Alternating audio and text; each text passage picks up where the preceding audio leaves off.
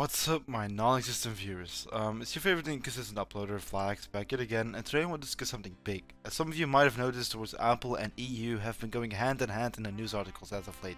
So why is this, and why did I name the title of the video, The Final Blow Against Android? So the first point I'll be talking about is USB Type-C. It's seen as the universal standard nowadays, and it can be found anywhere. In your Android phone, in your dildo, in your wireless headphones, it can be found anywhere.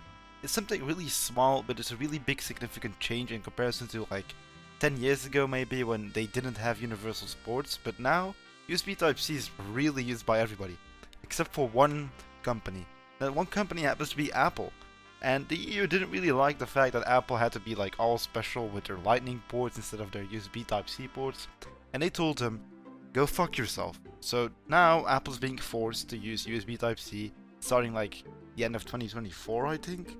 So yeah, that's it. Most Apple devices will have your awesome base USB-C port versus the Apple unique soy cringe Lightning port that your iPhone has now. And the new iPad, like the 10th generation series or something, and the Apple TV Siri remote, I don't know who the fuck uses that, but if you do use that, you already have noticed that both of these devices use an USB-C port. So that shows that Apple is really already making the transition before they even have to. And why is this port so important? Well, like I said, this universal USB port is used everywhere, and it's becoming really convenient to have just one USB-C cable instead of like 5 different cables and different USB dongles. So that's something in general, it's just really useful for convenience. And also e-waste, which is becoming an increasingly important topic, so electronic waste, it will also be cut down extremely hard on because you'll only have one cable instead of 5, and you'll be way less likely to replace that one cable in comparison to those other 5. But one point that in my opinion matters a lot is that Apple is finally being bent down. For years now they were all about my ecosystem and my different tech, and I have to be a hipster and this and that. They caused a lot of inconvenience with this mentality. But now they're finally picking up some features that seems like standard or unmissable for most Android users. This perfectly segues me to the second and more important point of this video, that Apple is finally opening up its closed ecosystem up to third-party software. And it's pretty fucking crazy. It's like Trump saying he wants Mexicans in. I didn't believe it when I first read the headline, but it's true.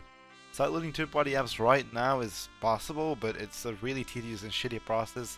It requires things like AllStore and weekly manual refreshes, developer IDs, shit that no normie is gonna do every single week. So, Apple finally letting people sideload easily is gonna be a true blessing.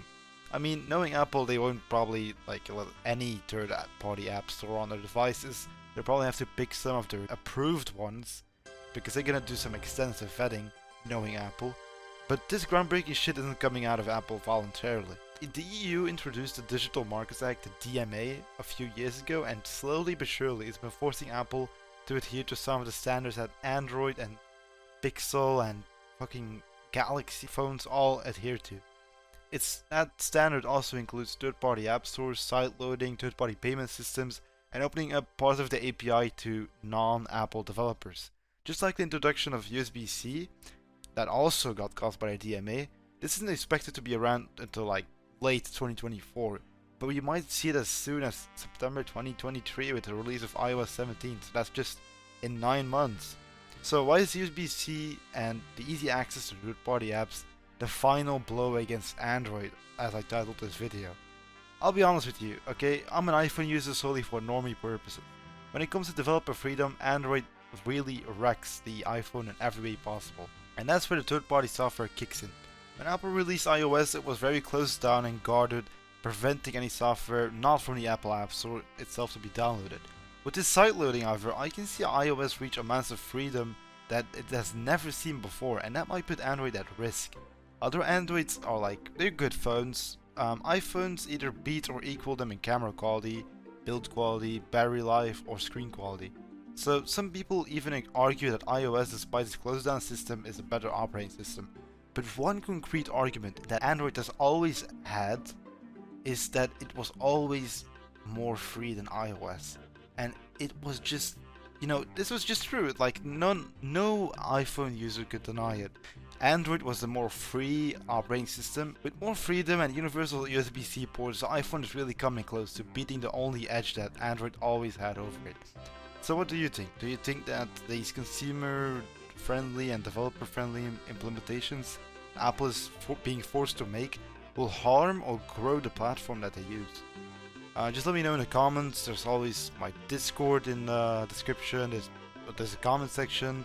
You can also watch my older video about Meta and its future. We also saw recently there was a huge fine for Meta, but that's a different story I might tell some other time. Thanks for listening, thanks for watching. Please subscribe and like. Subscribe. If you dislike it, I will find you, I'll find your family, I'll kill you. That's a joke. YouTube don't demonetize me. I don't know if I already said this, but my Discord is in my description, so you can just contact me if you have any questions or something. What else?